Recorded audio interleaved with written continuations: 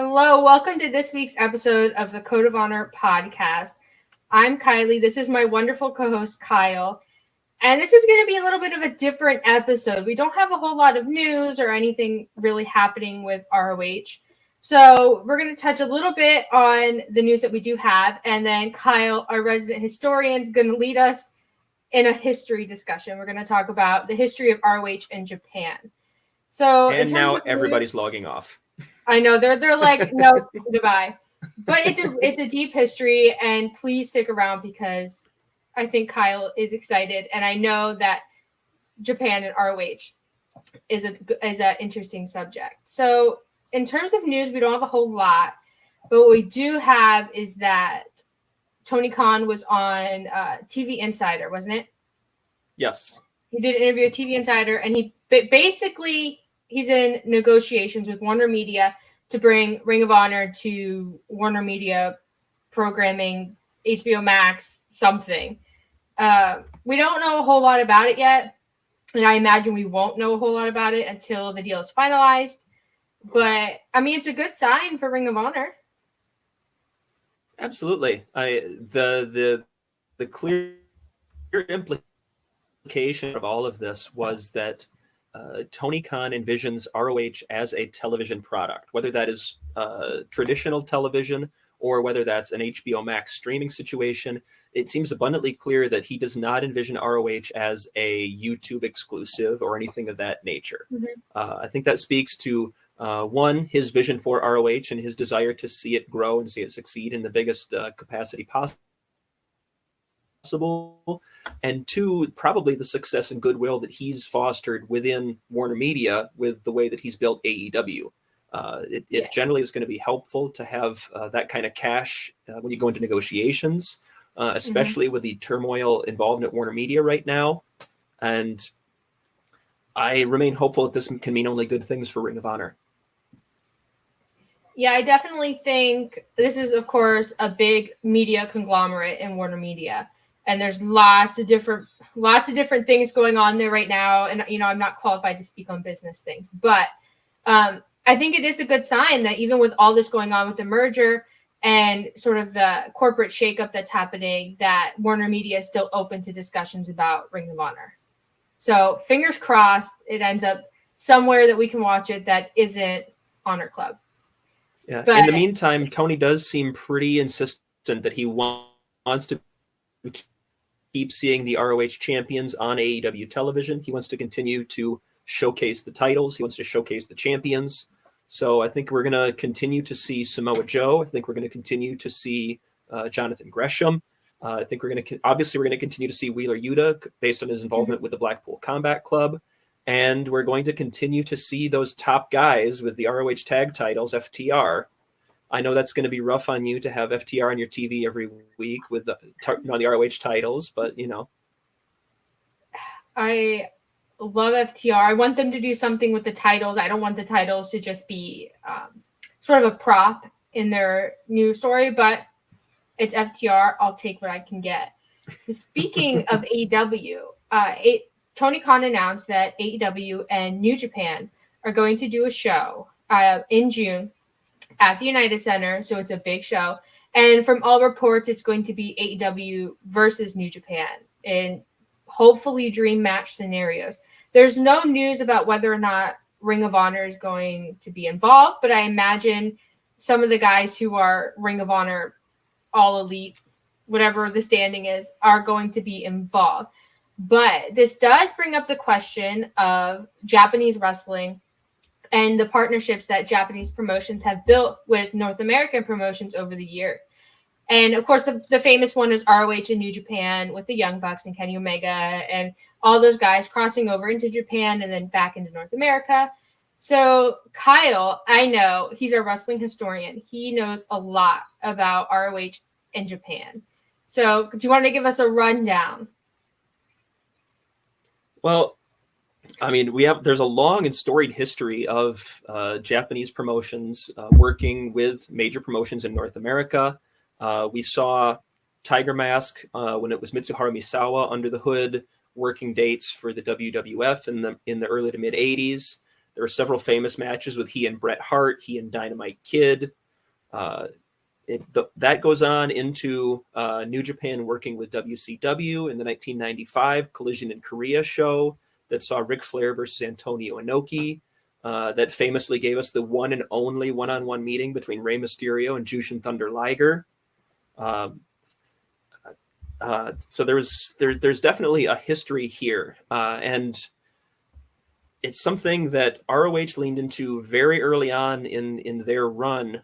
In the end of their second year, they finished Final Battle 2003 with a crossover show with All Japan Pro Wrestling, and this was a big deal for ROH as a small time indie at this point, because let's be real, it very much was a small time indie at this point. They were drawing some quality shows, but they really hadn't hit the heights that they were going to hit yet with Bryan Danielson and Samoa Joe and CM Punk and on and on and on and on. But what they were able to do was bring in some top names and really use that to drive attendance. And let me see if I can, despite my reputation, I cannot recall a lot of the stuff off the top of my head. There's a lot of stuff bouncing around, and I try to do the best I can, but Google is your friend. The All Japan show took place in Philadelphia in 2003 at the National Guard Armory, which is a home for ROH for a long, long time.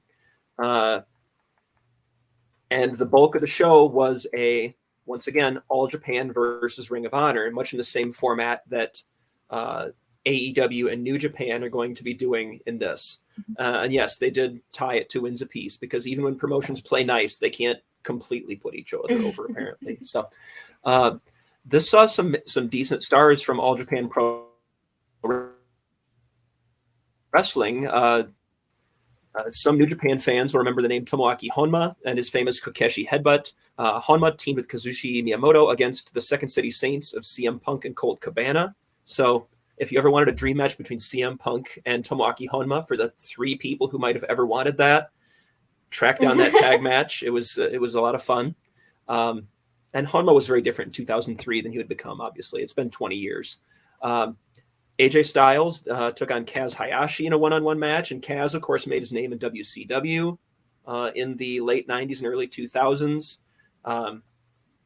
And of course, AJ Styles was AJ Styles. That was a tremendous outing. You had a sleeper fun match in Satoshi Kojima, he of Bread Club himself, taking on Homicide in it was quite a battle of the lariats. So that one was a banger. And we finished with Bring Over the Great Muta, which I want to say this was the first time Muta had been stateside in a while, but I could be off on that. I'd have to double check some of those figures, but either way, ROH brought in Great Muta, which was a big deal for them. And yeah, that was sort of their first dalliance with another promotion from overseas.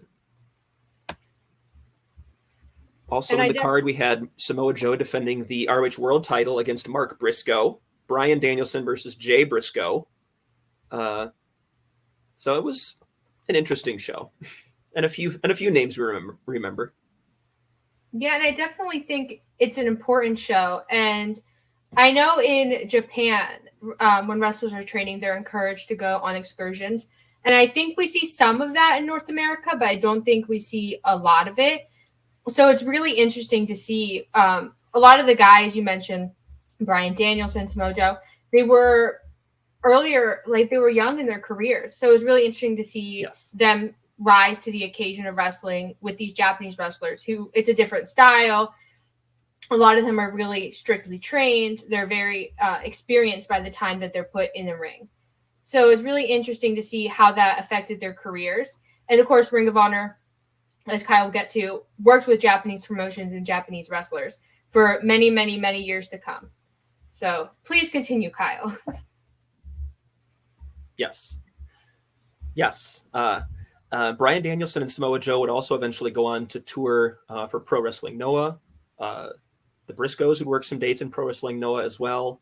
We'll get to Noah in a little bit, actually, coming up right now. But it was also not uncommon to see the ROH guys, quote unquote ROH guys, tour with some of these promotions, like 0-1, like Pro Wrestling Noah.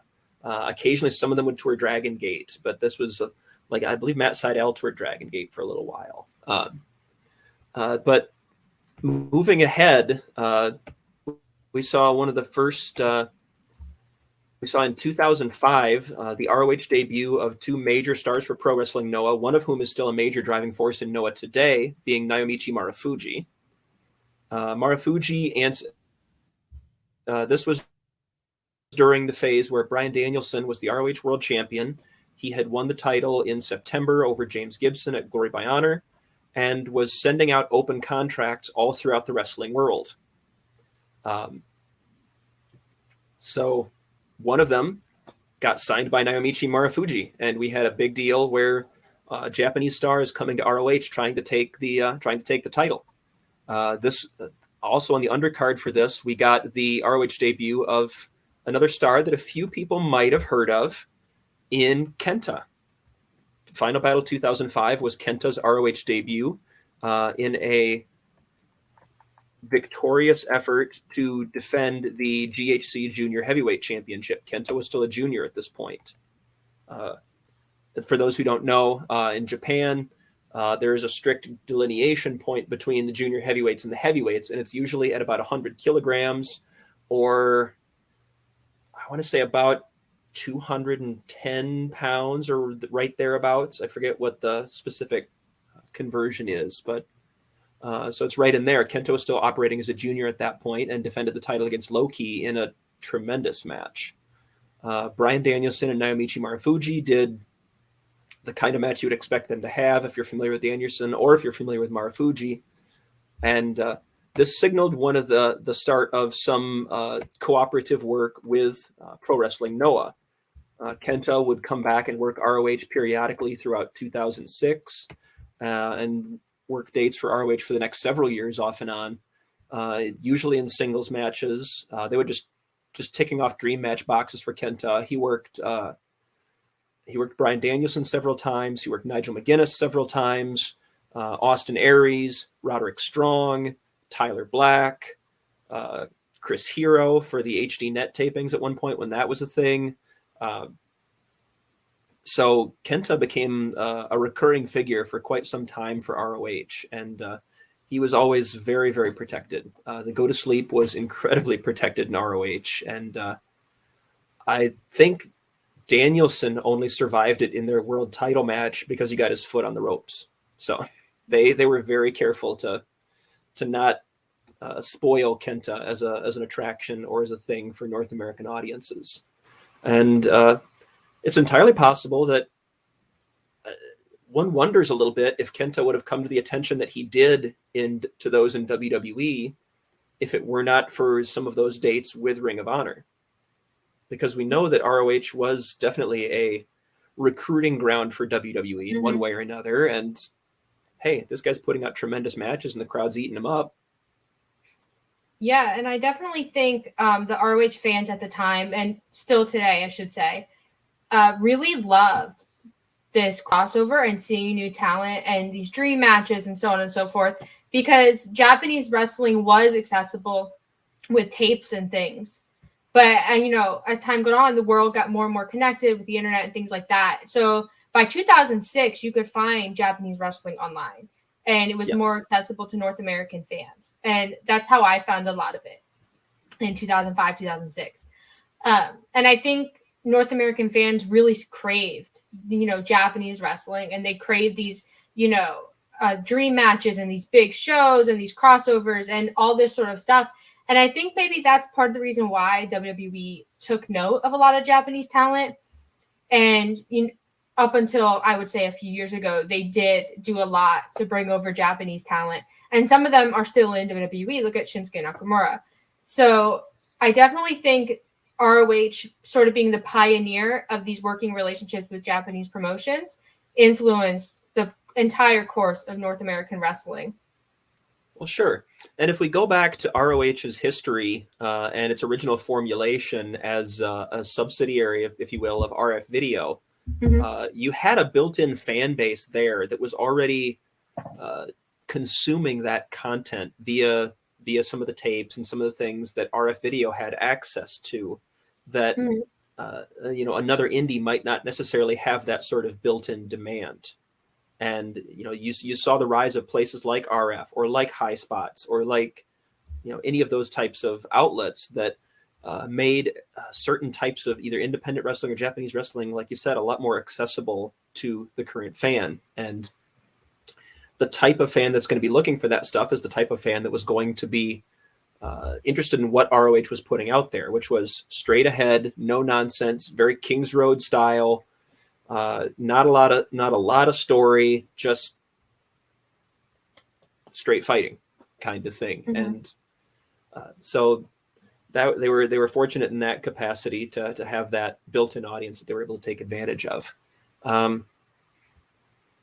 As we move on into, from 2005 into 2006, ROH still had at least something of a relationship with Pro Wrestling Noah. That wasn't, the door completely shut there.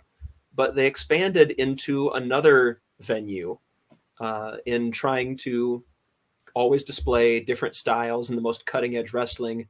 And they worked out a deal with Dragon Gate, which was a very high flying, lucha libre influenced Japanese promotion that saw over WrestleMania weekend in 2006, for instance, 6 Dragon Gate stars from 2 factions come stateside for the WrestleMania weekend shows, which around this time were just starting to become a thing. I know a lot of fans nowadays are just assume that the entire wrestling world converges on the WrestleMania site, but until about 15 years ago, that very much was not the case. ROH is one of the first promotions that I'm truly aware of that really decided, no, we're going to go where WrestleMania is going to be, because that's where all the diehard fans are going to be. We're going to find a venue and we're going to put on shows that same weekend. And historically, they've been among their, and I couldn't go. I was not, it was in Michigan. That was the last time it was in Michigan. Couldn't go. I did get some of the weekend shows. I was at Dragon Gate Challenge. I did not get to do Super Card of Honor the next night, but that being said, that was in Chicago, but still, no, that was my thing. Now I'm just waiting for WrestleMania to come back to Detroit. So yeah, see, there you go. There goes our fact checker. There goes our credibility. We're hosed. Cancel the show. Bye, guys. They were able to run the Dragon Gate Challenge over that weekend, and it was enormous success. They were able to run the Blood Generation faction, the members involving Shima, Masato Yoshino, Naruki Doi, and the Do Fixer faction of Ryo Sato, Genki Horiguchi, and Dragon Kid. And this all culminated in the absolutely bonkers Dragon Gate 6-man at Super Card of Honor, the first one in Chicago in 2006, that was just unlike anything a lot of North American fans had ever seen at that point.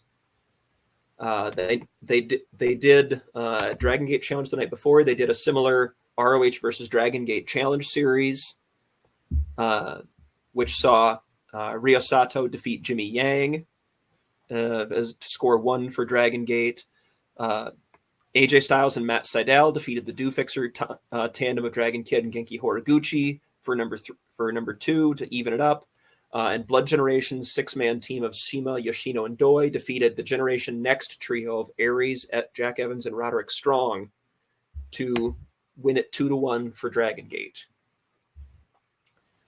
The next night they did the 6-man, and we were off and running. The 6-man became a tradition at Super Card of Honor for the next few years, and it was always something that the ROH fans look forward to on WrestleMania weekend. But outside of those, I believe at one point Seidel and Aries competed for one of the Dragon Gate titles at a major show. But outside of that, you didn't see the kind of in-depth involvement with Dragon Gate that you saw with Noah, with GHC titles being defended on ROH programming and so on and so forth. You generally didn't see a lot of Dragon Gate involvement outside of those WrestleMania weekend shows, but it was still another piece of ROH presenting, the cutting edge best wrestling on the planet. Yeah.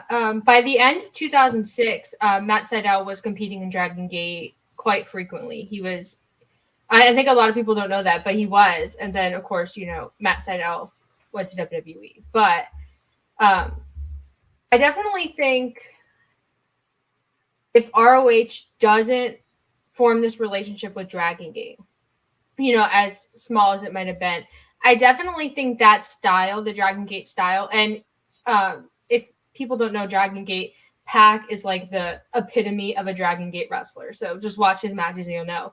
I think it was very influential. I think it was because the fans really, really enjoyed it. And I think those WrestleMania weekend shows sold really well. And I think that was really influential in the type of wrestler that ROH would employ moving forward, and the type of wrestler that would be popular on the American Indies moving forward. Because prior to this, ROH, and we've touched on this in the past, ROH was very grungy, and it was very much about their story, but it's very much about fights. And it was kind of a little bit punk-esque, a little bit sort of emo in some ways.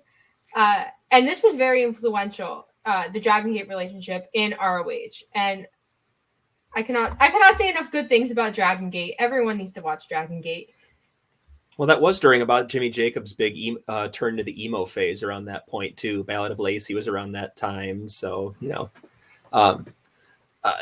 and let's not forget that there's a guy who's currently tearing it up for New Japan Pro Wrestling and is probably going to be at Forbidden Door that owes a lot of his career to Dragon Gate, and that's Shingo Takagi.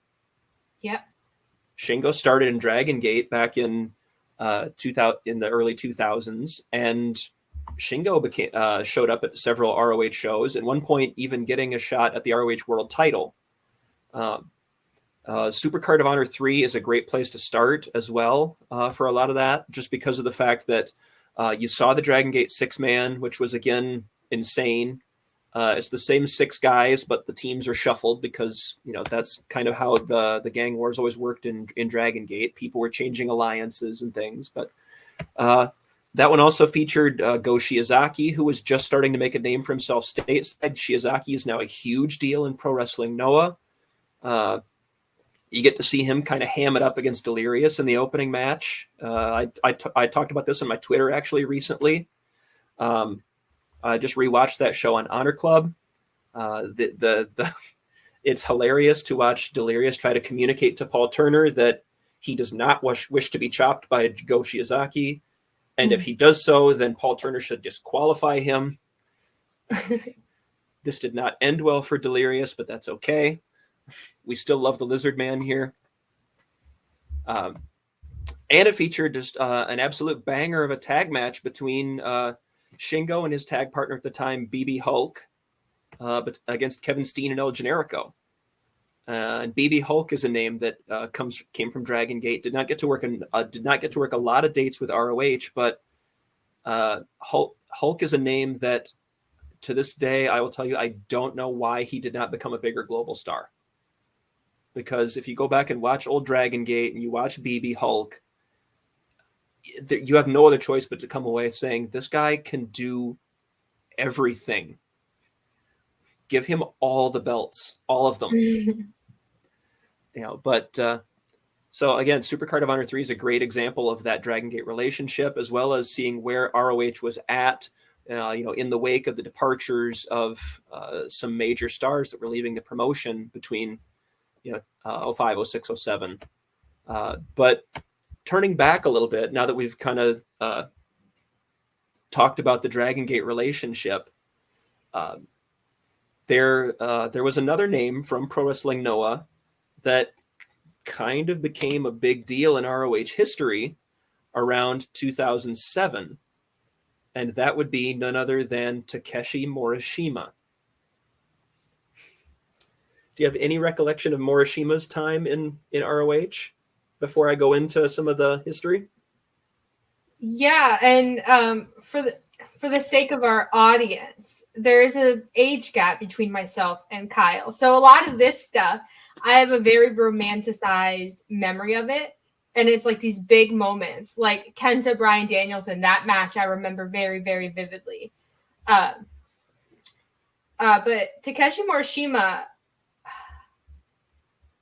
I'm pretty sure, and we talked about this before the show, Glory by Honor 5, I think it's night 2 is when Kenta and Bryan Danielson wrestle.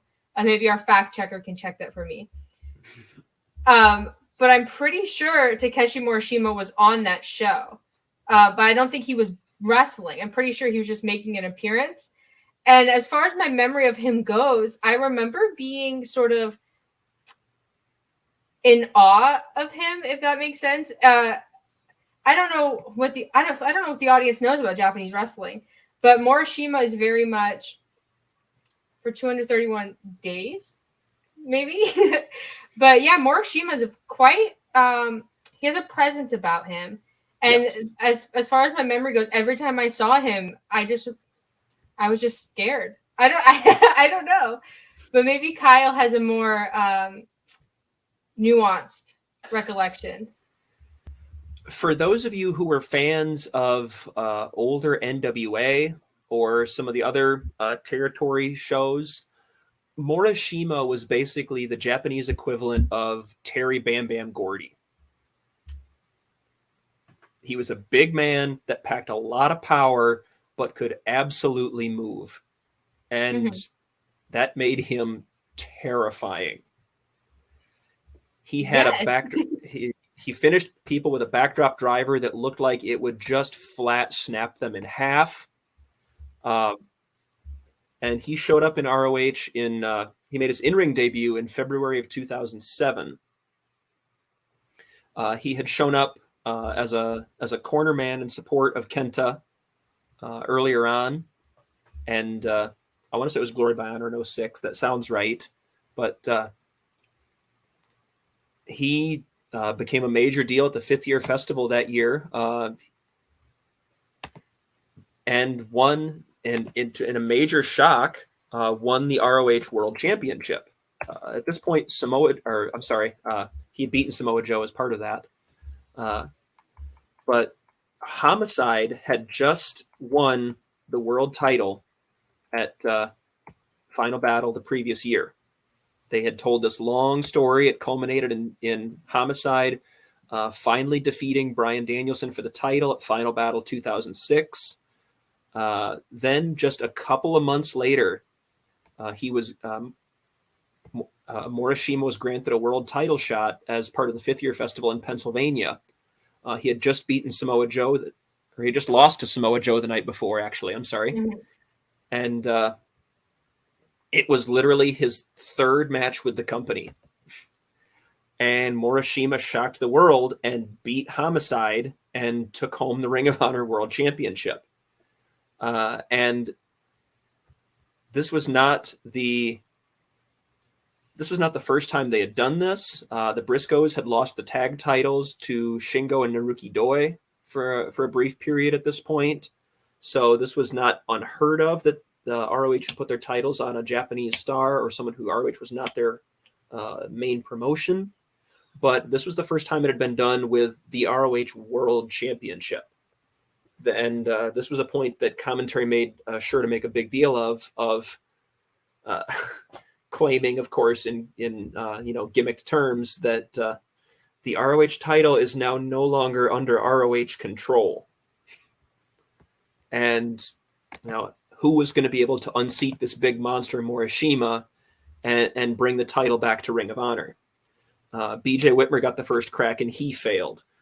He defended it against Kenta in Pro Wrestling Noah in March of 2007. Kenta failed.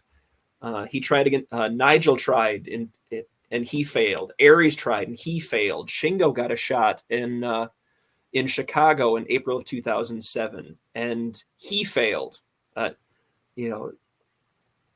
So there were just challenger after challenger after challenger. Jay Briscoe tried and failed. Roderick Strong tried and failed. Jimmy Rave, Adam Pearce, Nigel McGuinness again, Claudio Castagnoli, Brent Albright. ROH is throwing the biggest and best they've got at this guy, and nobody can stop him. There was even a thought that they built to Manhattan Mayhem, which was this was a point where ROH was starting to shift a lot of major shows to the New York market, and their first Manhattan Mayhem was such a big success with Austin Aries against Alex Shelley and everything else. The second Manhattan Mayhem, they were building to the one top guy who hadn't gotten a shot at Morishima yet, and it was Bryan Danielson. And I remember at the time there was a lot of talk that nobody really thought it was going to be a long reign in the first place because of his commitments to Pro Wrestling Noah. There was a belief that this was just a thing that would last a few months and whatever else. And so Bryan Danielson gets his shot and fails.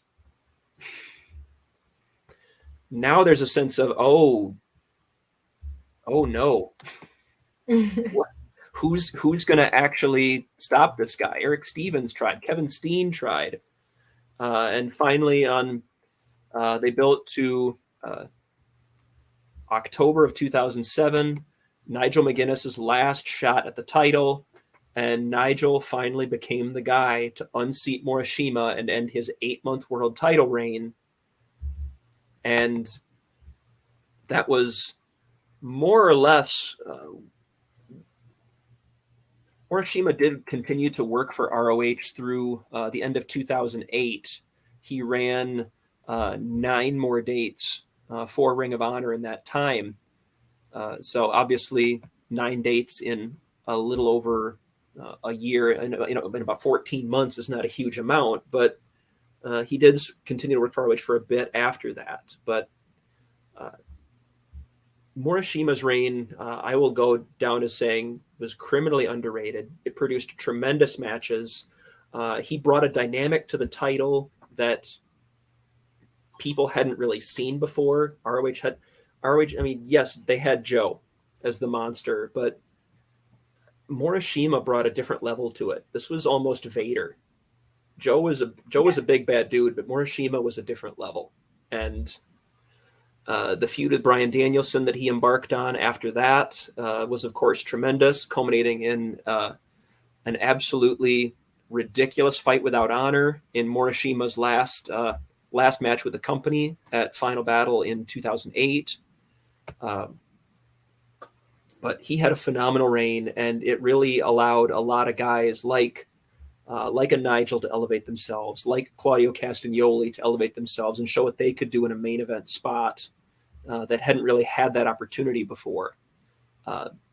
So, I mean, this was a tremendous deal, but it was one of the last real salvos in the Pro Wrestling Noah relationship.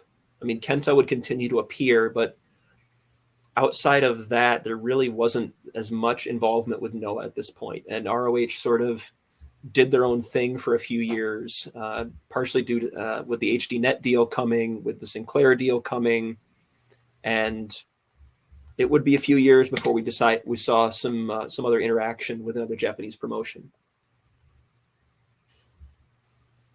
Yeah, like my memory of this entire thing, and I should probably go back and watch it, is not as fine-tuned as yours, but I do remember the anxiety of Morishima beating basically everyone. And that was an interesting choice, looking back on it, and an interesting choice by Ring of Honor. But I do think it worked to their benefit. I don't think something like this would probably be easily replicated, just because Morishima was such a unique and very talented wrestler, and the way he carried himself in front of the crowd. And in the ring, I think he's also criminally underrated, not just for this reign. And then, of course, he had the WWE tryout in 2008, and he also worked A little bit in AAA because AAA and Yes. Pro Wrestling Noah had a relationship. I don't remember anything noteworthy from that. Sorry, Morishima. But yeah. But I think Ring of Honor really did benefit from the relationship with Pro Wrestling Noah.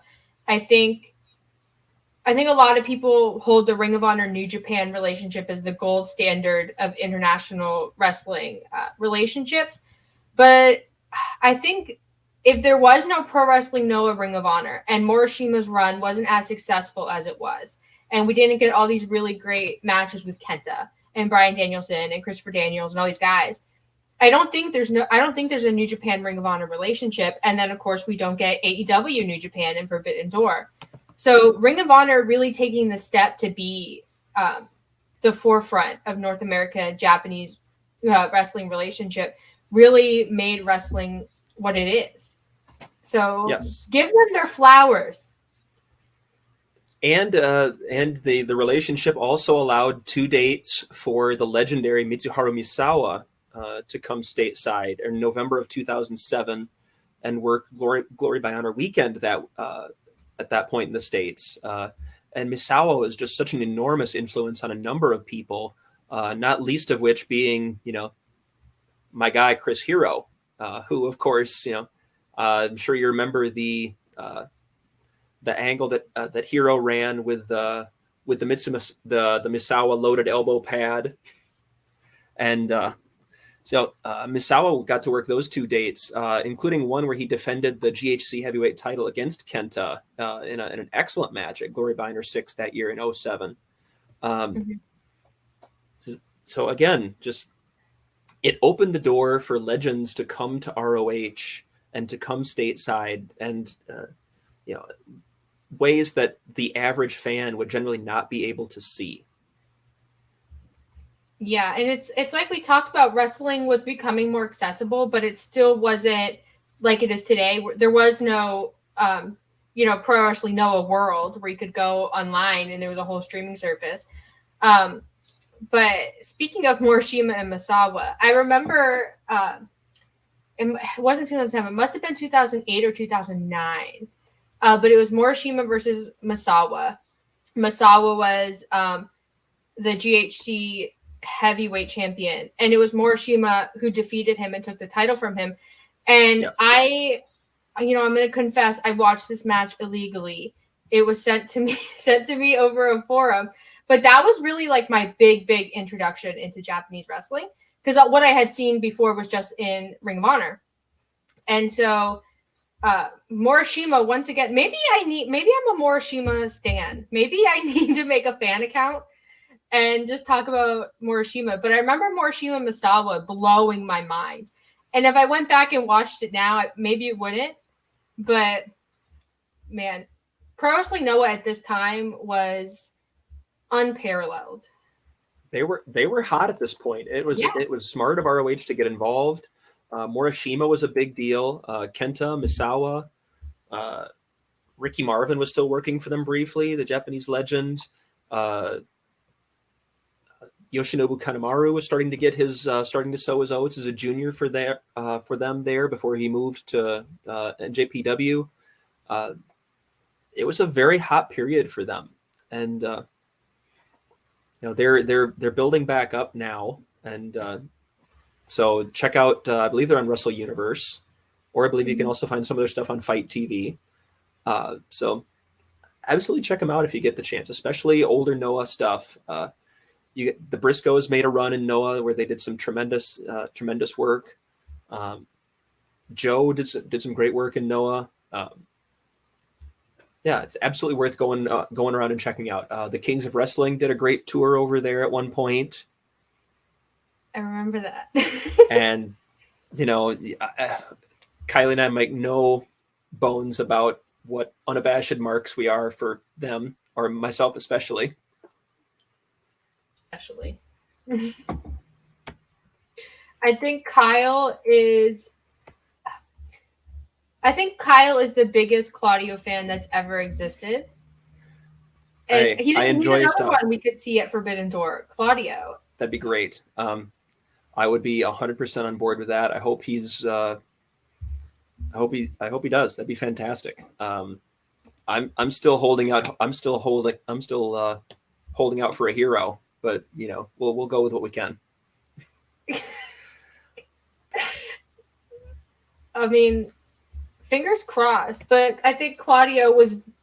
I think at this time he was really instrumental in the success of the Pro Wrestling Noah partnership with Ring of Honor. So flowers to him, and I hope.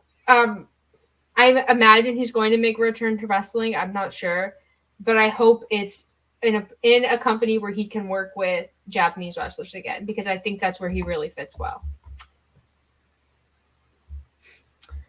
You know what? I'm not gonna read that. I'm not gonna allow it. I'm manifesting positivity into the universe. And yeah, what is that? Oh my gosh! All right, so. Then that brings us in this tour through ROH's history with Japanese co-promotion to New Japan Pro Wrestling. We finally made it, you guys. What everyone has sat waiting for 40 minutes, they're like, "Where are the Young Bucks?" Hey, that's it.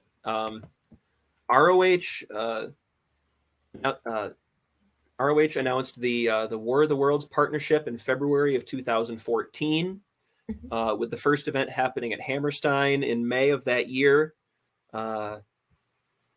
So this was something where New Japan was getting a lot of buzz. And this is something that obviously, again, ROH has been very good over the years at capitalizing on companies that are, doing well and are somebody that, hey, we want to work with these guys. They were just coming off of Wrestle Kingdom 8, I believe. So this was not the big one that we're going to get at WrestleMania 9, or at Wrestle Kingdom 9, but this was sort of the launch of a lot of stuff that you see today in New Japan Pro Wrestling. This was Tetsuya Naito before he became really big into before he became a big deal with Los Ingobernables de Japón, taking on getting his IWGP Heavyweight Championship match against Okada because he had won the G1. But famously, that match went on second to last underneath Tanahashi defeating Nakamura for the IWGP Intercontinental Championship.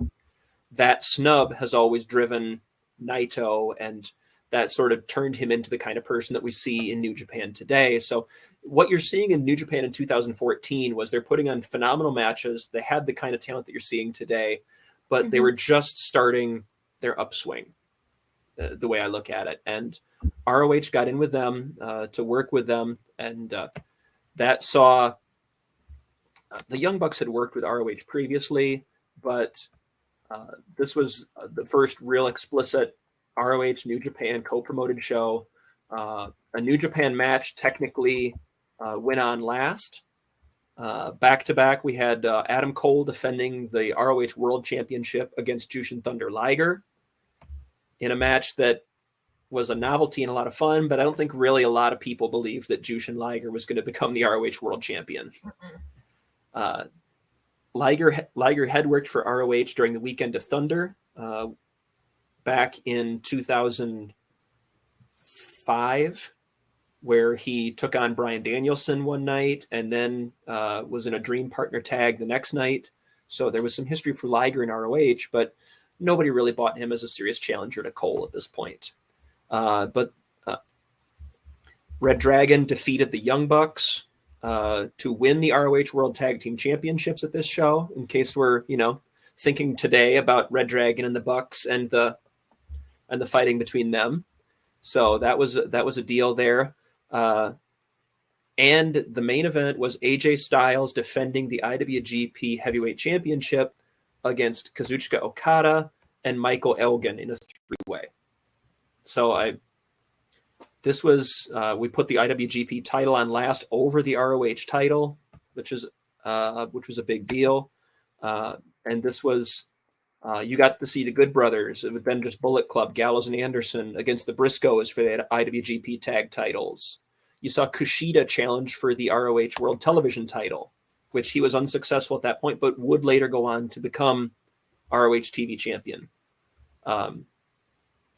And this relationship, War of the Worlds, would become a May staple in the ROH calendar for the next 5 years. They would, some years it would just be one show. More often than not, it was a whole weekend of 2, 3, 4 shows.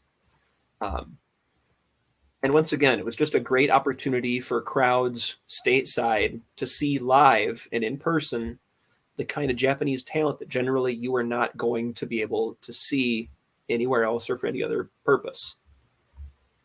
There was a lot of dream matches, a lot of tag matches, but with that type of interpromotional stuff, unless you're going straight challenge style, that's really the best bang for your buck to get the most people on the show that people are going to want to pay to see. Yeah, and I definitely, I think another important thing is New Japan is very faction-based, and I think that really, really caught on in Ring of Honor, and people really enjoyed that, especially with the Bullet Club. It must have been 2015 because Adam Cole wasn't in Bullet Club yet. But it was AJ Styles and Matt and Nick Jackson representing the Bullet Club versus the Kingdom, which was Adam Cole, Matt Taven, and Mike Bennett. And I think that match, to me, really proved that this could be something that was successful because I'm going to be honest, I was a New Japan doubter in 2014. I was into it, but I was a doubter. I didn't think it was going to last. But the Bullet Club really, really caught on in 2015. And that's when they really sucked me in too. And then in 2016, of course, Adam Cole joins the Bullet Club. The rest is history. And, now we're in AEW's era. And we have Jay White talking about the Undisputed Elite era of the Bullet Club, all that sort of stuff.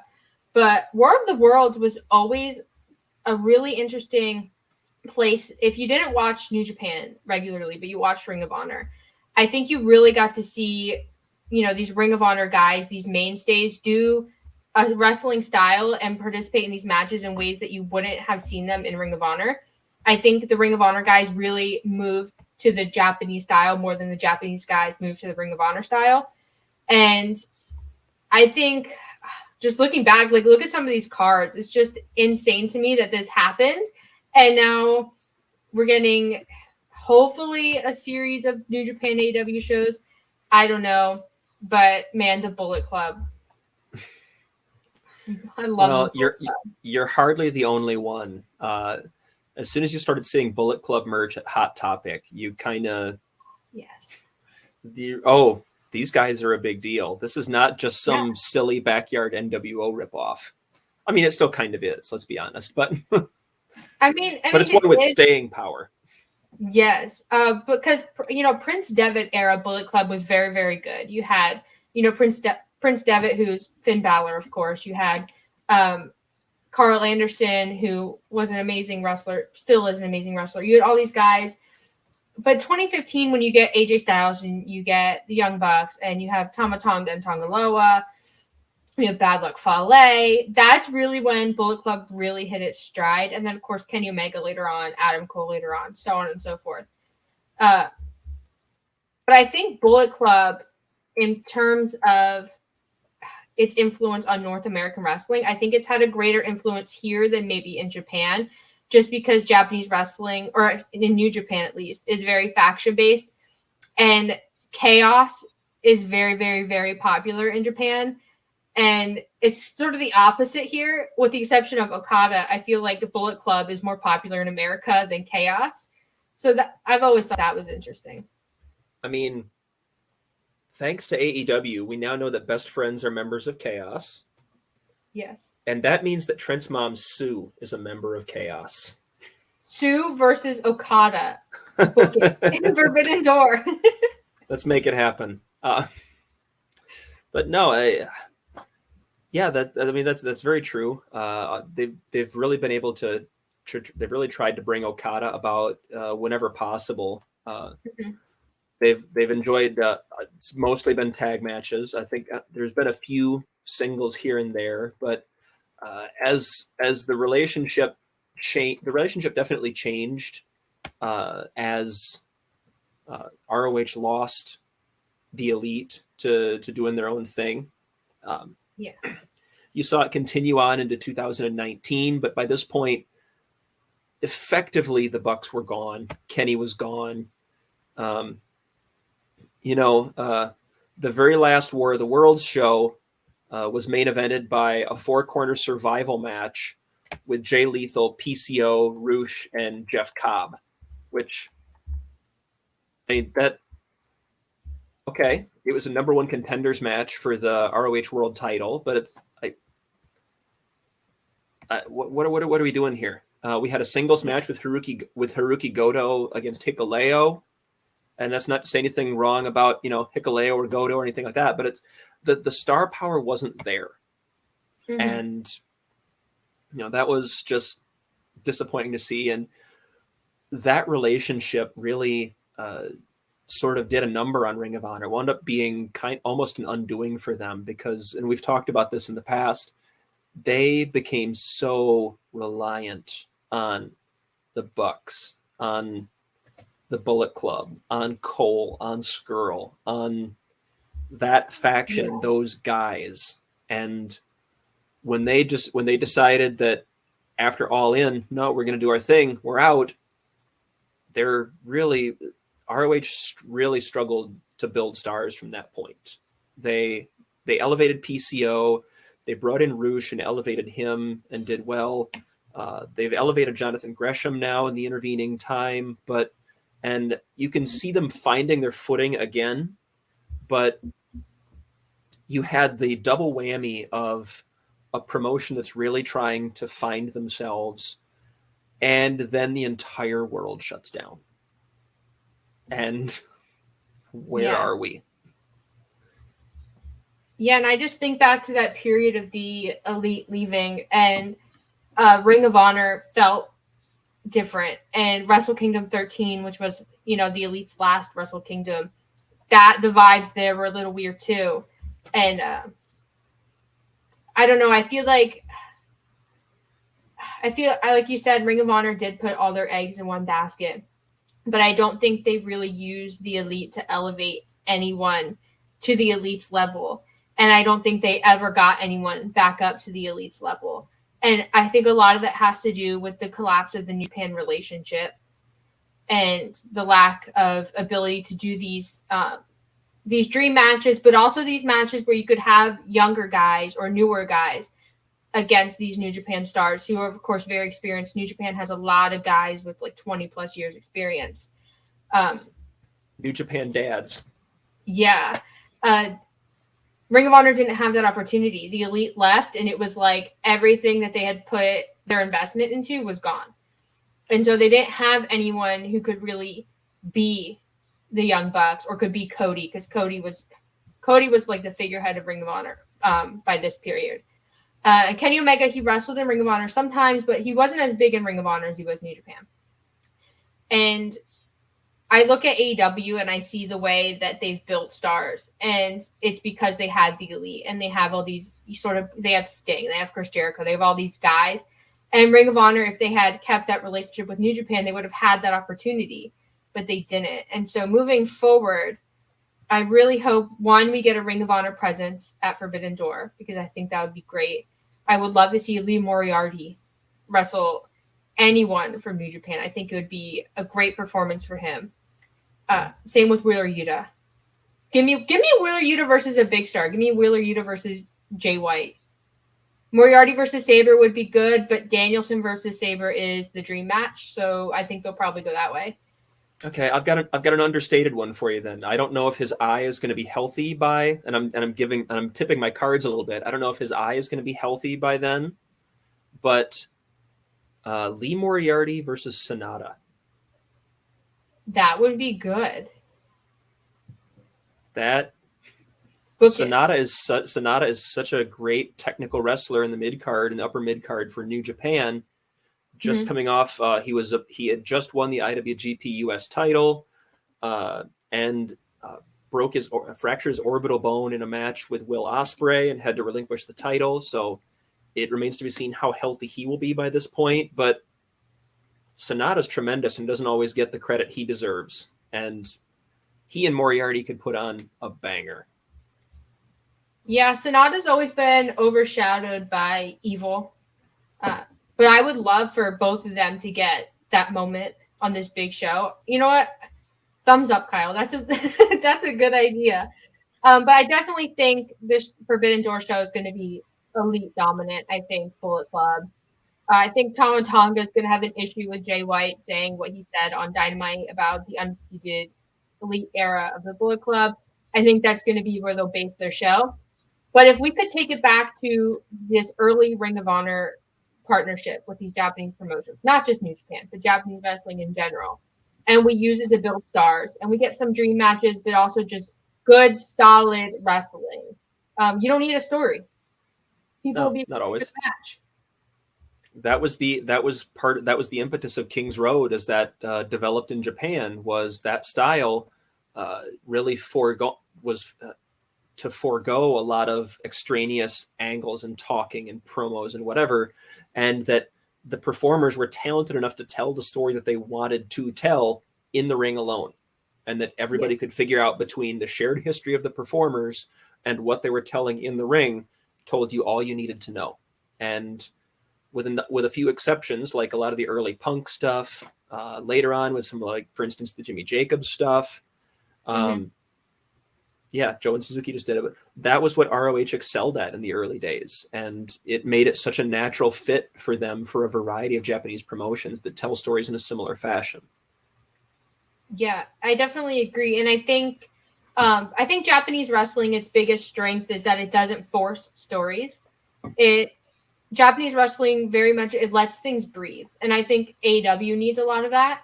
And I think if you look at, Ring of Honor and Pro Wrestling Noah, Ring of Honor, and even back to the All Japan relationship, I think Ring of Honor has a proven track record with this sort of thing. So if they have the tape library, Tony Khan should go back and watch it.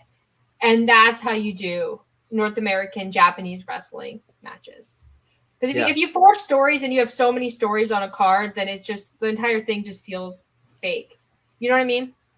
Oh, yeah. No, we will be happy to recommend some matches. Our DMs are open. Yeah, Tony, Kyle has a whole list, but also me. I do. I think I rattled off at one point like 14, 15, 16 matches that I would really like to see in the course of this ROH versus AEW versus New Japan. A bunch of them, a bunch. I got a lot of flack from people for not immediately going for Danielson versus Sabre, though. I think that's the dream match. I know everybody wants that, but I needed Zack Sabre Jr.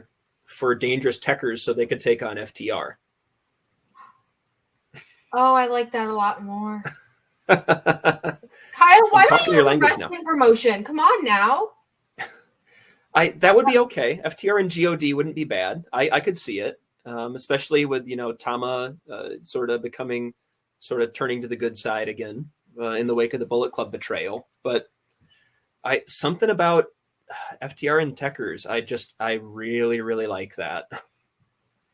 Besides, you can give me Jurassic Express versus GOD. Then you have similar size dynamics too.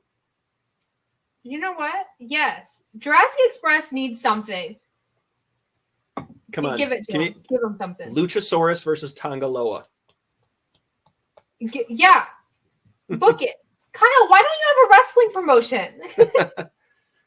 Money. Kyle in charge of everything. Kyle for president. No, I think that we got a lot to see what's going to happen.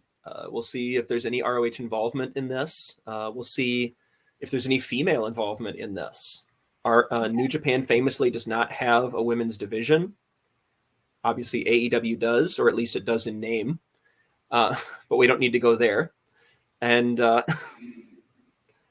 and we'll see where it goes from there. Hopefully, there's not too much on Tony's plate that he doesn't forget about ROH in this time, because we need stuff to talk about.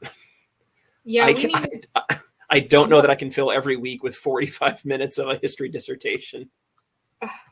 Well, my closing thoughts. Apparently, Stardom has a pay-per-view the same day, but Japanese time, North American time, it's different. We can get Stardom on this show. I guess you guys, everyone watching this, follow us at Code of Honor Cast on Twitter and send us ideas for that we can anything you'd like to hear us talk about. Yeah, when the news is slow, what do you want to hear about? We can do history, we can do fantasy booking, we can do matches. We do have a plan for next week, though. Oh, we do. You want to tell them what we're doing next Thursday? It is next Thursday. For those of you who were able to check us out as we went live last weekend, we're going live again, although this will not be an official Code of Honor podcast episode. I don't believe we decided that it would be. It's a bonus. It is. It's a bonus thing. We're going to be going live again on Thursday night, April 28th. And in honor of the NFL draft that will be kicking off that night, myself, Kiley, our producer Jameis, and possibly one other guest that I don't think we've confirmed yet, but hopefully. It'll be a surprise. We're pretty sure that they'll be able to make it, but I don't want to over promote and under deliver. But we will be going through and drafting our own Ring of Honor women's rosters. We're limiting it to 10 because there's 4 of us, and otherwise the show will be several hours long. But we feel like it's going to be a great opportunity to give some folks a primer on the number of talented women that are out on the scene today and to see how they might fit in Ring of Honor. So next Thursday evening, I believe at 6 p.m. is the plan. We're going to be going live, and we're going to draft our own Ring of Honor rosters and Ring of Honor women's rosters. And maybe after the fact, we might put out those rosters for you all to vote on to see who's you like best. It's going to be mine. Probably. They know it. Well, do you want to plug your Twitter? Where can people find you? Yeah, absolutely. I am at Kyle K. Sparks on Twitter. I am usually live tweeting or close to live tweeting Rampage and Dynamite. Any other odd thoughts that pop into my head. Occasional sports coverage, football coverage, some of that as well. I'm writing for Body Slam periodically. I'm here every Monday at 3 p.m. with Kiley, hosting the best Ring of Honor show on the planet with the best co-host on the planet. And really, that's about it. If you go to my Twitter, you can check out any of my thoughts on this stuff. I think you can still find the absurd gargantuan card that I put together for dream matches for this. Yeah, that's about it. Where can they find you? You can follow me on Twitter at Fuller_Kiley. You can see me every Code of Honor episode. I'll be here. Follow at Code of Honor Cast. That's where you can send us your ideas and everything like that. Also, if you follow me on Twitter, you'll stay up to date with a new project that I'm working on with some very good friends of mine. It's going to be super, super fun, and I hope you guys come be a part of that. Anything else I'm doing, interviews, shows, anything, follow me on Twitter, and you can get the announcement about that. Oh, yeah. Wrestling, Fightful, Overbooked. We're everywhere. We're in high demand. I said something about this on my Twitter. If you were following me, you'd be aware. In putting over my co-host here, yeah, she's got something coming. It's going to be awesome. You guys are going to want to be involved, and you're going to want to hear about it. Make sure you're following her so you hear about it when it comes out. Make sure you're following me because I might say something clever. I don't know. Well, and make sure you're following Body Slam Net on everything, on Twitter, on YouTube, on all the socials. Twitch, yes. Yeah, if there's a social media platform, Body Slam is there. Follow us everywhere. We're working so hard to get content to you guys. So make sure you follow at Code of Honor Cast at Code of Honor Cast on Twitter. That's where we'll have all the latest stuff for anything that we're doing. Oh, and Body Slam merch at Pro Wrestling Tees. Okay, that's all we have for you guys. That's all we have for you guys this week. We'll see you we'll see you Thursday for our bonus episode. Make sure you tune in for that. And then be back here next Monday for our usual episode. Thanks for tuning in. Hopefully with news.